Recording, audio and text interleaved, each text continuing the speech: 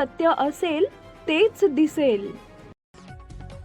अन्न व औषध प्रशासनाचे आयुक्त म्हणून पदभार स्वीकारताच IAS अधिकारी तुकाराम मुंढे यांनी राज्यभरात अन्न भेसळ, विनापरवाना व्यवसाय आणि अन्न सुरक्षा नियमांचं उल्लंघन करणाऱ्यांविरोधात कठोर कारवाईची मोहीम सुरू केली आहे. त्यांच्या धडाकेबाज कारभाराचा परिणाम आता सोलापूर जिल्ह्यातही स्पष्टपणे दिसून येतोय.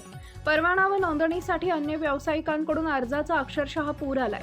कारवाईच्या धास्तीनं अवघ्या काही दिवसातच सोलापूर जिल्ह्यात 1065 नोंदणी व परवाना अर्ज दाखल झालेत. यामध्ये सोलापूर महापालिका हद्दीतील तसेच ग्रामीण भागातील अनेक अर्जांचा समावेश असून हे अर्ज मंजुरीच्या प्रतीक्षेत असल्याची माहिती प्रशासनाने दिली आहे.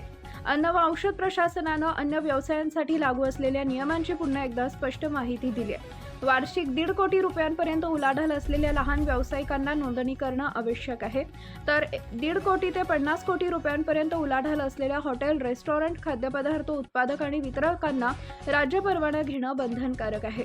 यापेक्षा अधिक उलाढाल असलेल्या उद्योगांना केंद्रीय परवाना आवश्यक आहे. FDAनं विनापरवाना व्यवसाय करणाऱ्यांना स्पष्ट इशारा दिला असून नियमांचं उल्लंघन आढळल्यास संबंधितांवर कायद्यानुसार 10 लाख रुपयांपर्यंत दंड आकारला जाऊ शकतो.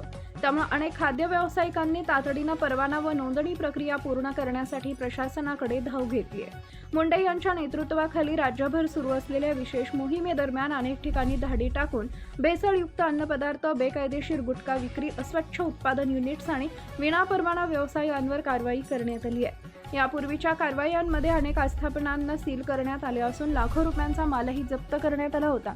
प्रामाणिक व्यावसायिकांनी घाबरण्याचं कारण नाही, मात्र कायद्याचं उल्लंघन करणाऱ्यांना कुठेही लपता येणार नाही असा स्पष्ट इशारा आयुक्त मुंढे यांनी दिलाय. Subscribe now and press the bell icon. Never miss an update.